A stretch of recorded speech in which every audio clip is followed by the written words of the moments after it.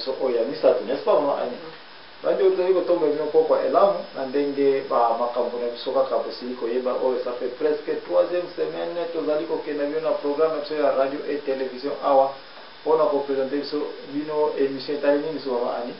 Les 10 béatitudes. Les 10 béatitudes. Les 10 béatitudes ezwamami na mokanda ya Matayo na chapitre 5 tobandika na premier verset na 10e verset, n'est-ce pas? Yeah, 12e verset. Bien, tozali na temps mingi te silingi bandeko basili koyeba biso boyebi te semaine passée tosukelaki na place tozalaki kodevelope béatitude etali pauvreté po ezali kozwa biso temps mingi parce que yango mpe mutu ezali mingi koleka na société na biso communauté na biso africaine ezali un peu supposé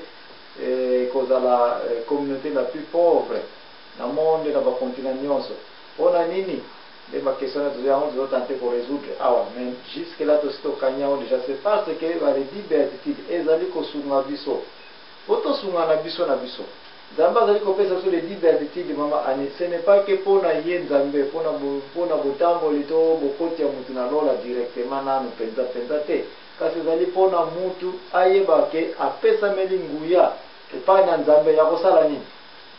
ya kosunga moninga na ye mutu ya kointervenir na kolelalela ya mutu na mawa ya mutu na bapasi ya mutu tozela nzambe te aya awa waya kosunga tu ntango naza na problème na ngai kasi mutu yo poza na pembeni sunga nde yango na le 10 béatitude tosukelaki la fois parce na banza na mokanda ya Proverbe 14:31 place wana mama nini mama ni yo mutu azalaki na parole suka avant tokende kozwa reponi nango so tolobelaki na semaine passée na Proverbe 14:31 tolobaki oyo tolobelaki na Proverbe 14 chapitre 14 verset 31 tosukelaki boye oyo ya komaltraite un pauvre atioli nzambe donc nzambe alingi biloko ndenge wana te donc komaltraite pauvreté soko komaltraite pauvre yebaka otioli nzambe. Et puis na même Proverbe 14:31 eza so koloba ete mais soki otraite pauvre malamu osali nini okumbisi nzambe mokeli na yo. Donc Proverbe 14:31 ezali kokombine de makambo mpona bandeko bakenda kotango bosili koyeba deja ete elobamelaki bongo mpe tokoki kochange yango te na kati na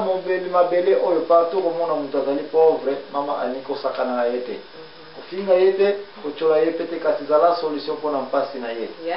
oza na baposti mibale epesa ye moko bokaboli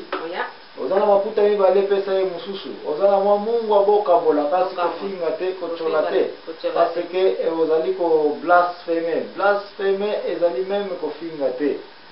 bamo mosusu ezali difficile mpona koyeba yango na balangue mosusu balangue na biso tokoki kobenga badialecte mo blasphème nayebi nanga kutu te soki mpenza ezali na balangue na biso na français soki mpe oza presse okoloba blasphème elingi koloba kofinga ce n'est pas vrai nzambe tofingaka ye me tokomona lola ntango tosengaka bolimbisi jésus tofinga ye tobeta ye tokomona lola mais un blasphémateur akotikala komona bolimbisi ezalaka te motu soko okangami na likambo etali ya koblaspheme bolimbisi ezalaka te yango wana tokeba bandeko na société na biso na ministère oyo na béatitude oyo ezali koloba reba oyo bazali pauvre en esprit ezali mpe koloba bao bazali pauvre mpe elandisi yango kofinga bango te noki oya kokanga ntambo ya kobima un blasphémateur akomona lola te. Mama Annie oza na likambo mosusu olingi kopesa biso mpo tokoka kokota kati na bamakambo oyo etali kaka béatitude etali ya pauvre. Bon, ya oyo tozokontinue koloba tozokontinue koniata kaka ke soki oza na yango pesa donc soki omoni pauvre koseka ye te donc zala solution na problème ya motu oyo azangeli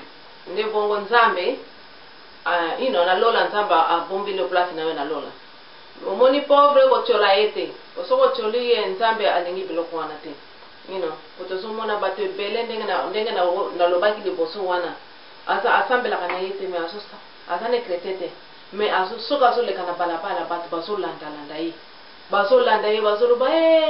mpona nini azosunga bato azosunga bana baza na pasi azolesa bango azolatisa bango me bazolandalanda ye akomi lokola soki neti président koleka meme kutu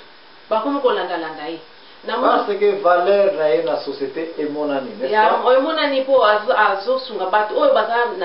dans les besoins oyo bazangeli na si namoni mpe bato mosusu mpenza batiki kiti na bango ya mokonzi bamoni mpenza oyo neti accident esalami na nzela ye atelemi azalaki na mutuka na ye ya monene atiki mutuka na ye me ake kosauve bato nyonso wana amemi bango na hôpital po oyo afe soigne bango afuti meme batraitement nyonso badino badepense nyonso bakoka kofuta na hôpital afuti yango misala ya boye nzambe alobi ete mutu ya boye ezala asambelaka te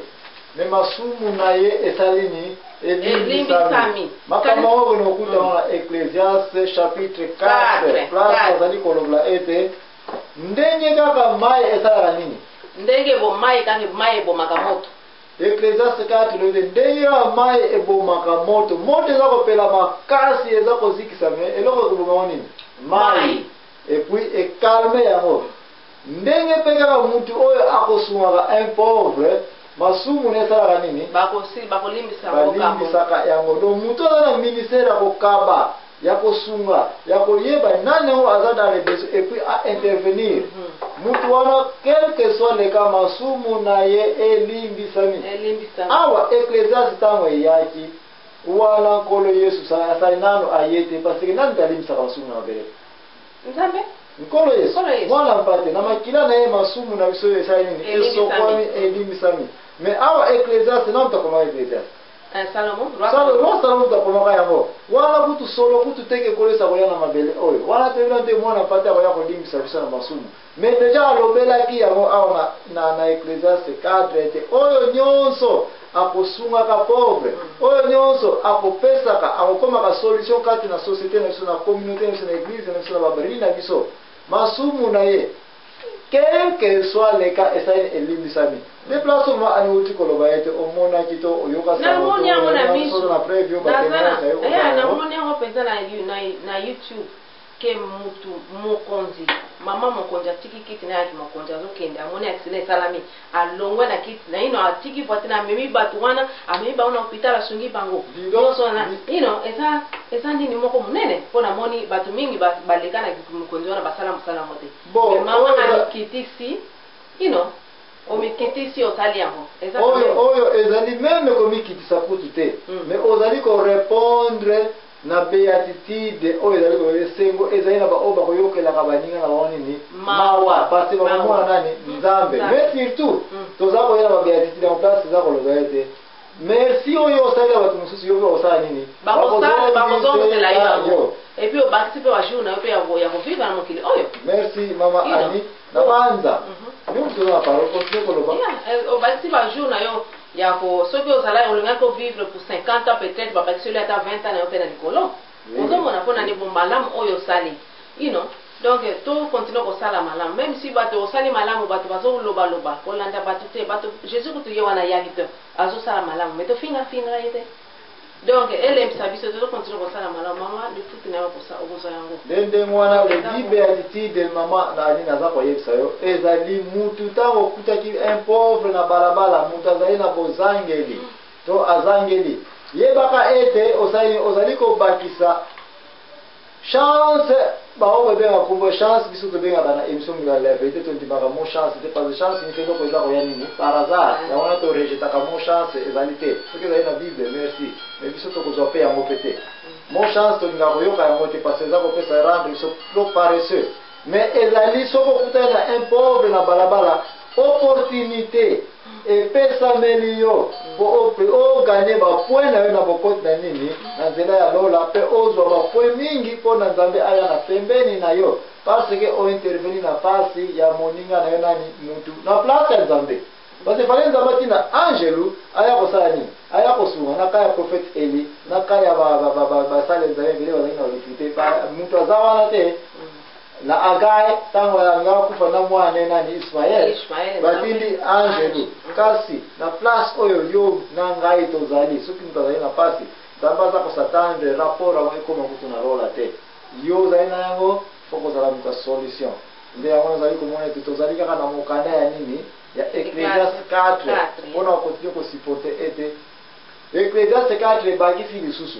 nyonso botanga Ecclésiaste 4 mwana keba kokangela pauvre loboko te. Maman, Ecclésiaste 4 est renforcé surtout cause à la cause ya pauvreté na cité te. Toyoka no ani. Wana bandeko bazali ko provoquer pauvreté na cité te. Soko yebete bapesi mbongo budget ya église, budget ya quartier na biso, budget ya construction balabala,